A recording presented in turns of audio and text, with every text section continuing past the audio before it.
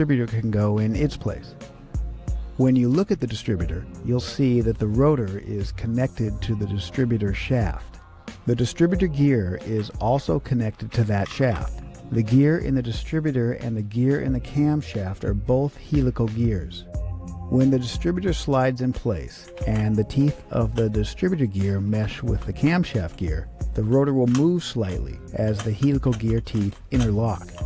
In a perfect world, the slot in the distributor gear will engage the slot in the oil pump drive shaft, which is already fit into the oil pump. Usually this won't happen on the first try, which will mean the distributor may not seat all the way down flush with the block. This is because the oil pump drive rod might not be in the right position to perfectly line up with the bottom of the distributor gear. During pre-assembly, we rotated the oil pump drive rod by hand and the distributor dropped all the way down. Now that the oil pan's in our way, we're going to need to rotate the oil pump drive shaft by hand from the top of the engine. If you have one, the best thing to use is an oil pump primer rod. You can slip it into the distributor hole and move the oil pump drive rod a little bit. Only move it like a 1/16 of an inch at a time. Then give the distributor another try. If it won't drop down yet, pull it and rotate the drive rod a little bit more by hand and then try the distributor again. You want to hold the body of the distributor in the same position each time though. Eventually the distributor gear will engage the cam gear.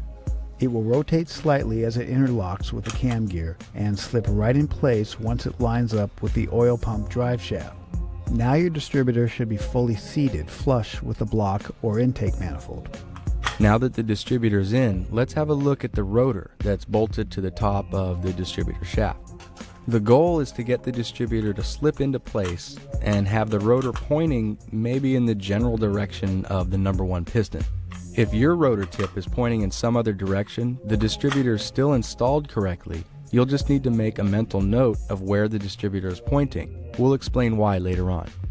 If you want to pull it again and try and get it to drop down flush and have the rotor pointing towards your number one cylinder, then go ahead, take your time.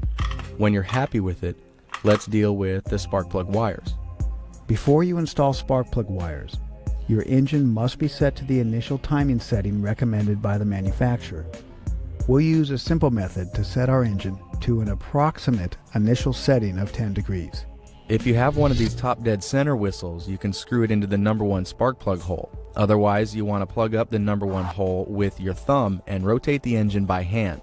If the timing mark passes by and you don't feel or hear the air coming out, that means you just passed the exhaust stroke and you need to keep rotating. When you feel air rushing past your thumb or you hear it through the whistle, take a look at the timing mark on the balancer.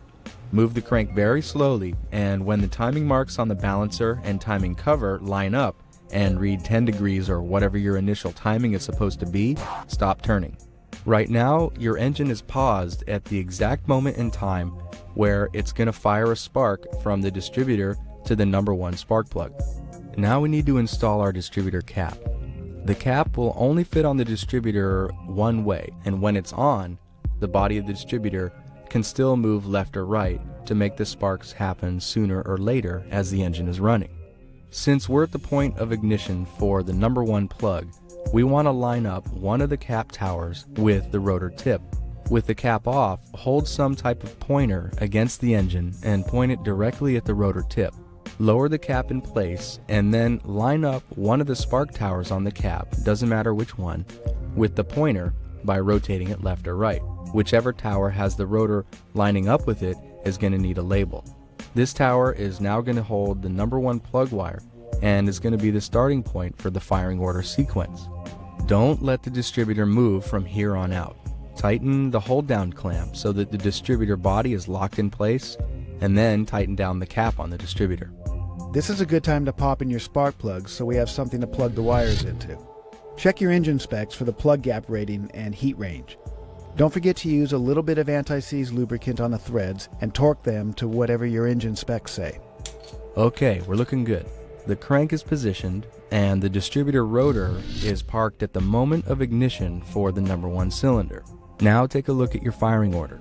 Every firing order for every engine type starts with a number 1, and then the rest of the numbers in the sequence will follow the valve opening events of the camshaft. Your engine absolutely has to match this sequence or it's not going to run. You might have seen a diagram for your plug wires in your repair manual. These diagrams are just a representation and you don't have to follow them exactly. To correctly wire any distributor, all you need is 3 pieces of information. You'll need to know your cylinder numbering, the direction that your distributor rotates, and your engine's firing order. We already have the rotor inside the distributor set in place. Now, the firing order, as you read it from left to right, needs to happen in the same direction of rotation that your distributor turns. For example, on a lot of engines, including this one, the firing order starts with 1843, and the distributor rotates clockwise. On some other motors, the firing order could start with 1372, and the distributor might rotate counterclockwise. Whatever your engine specs say, this is how you'll know which way to wire up your distributor. The first one is easy. Right now we're at the moment of spark for number 1, so we connect the wire from the tower with the mark on it to the number 1 spark plug, and every time the rotor hits that point while it's spinning, then the spark will go to the number 1 cylinder as the engine runs. This distributor rotates clockwise, and the next number in the firing order is 8. So the next tower in the clockwise direction gets connected to the number 8 spark plug. Continue on through your specific firing order and do your best to try and judge the lengths of the wires as you go so that you don't have too much or not enough slack when you get to the last couple. This type of distributor has an ignition coil built right into the cap. Some engines have separate ignition coils. When you're all set, double check the order of the wires. Plug wiring mistakes are one of the most common causes of startup problems for new rebuilds. It's really easy to cross a wire or two if you're not paying attention, so take your time and check them over again and make sure that you're sure.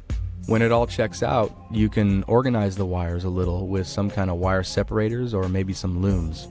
Now it's time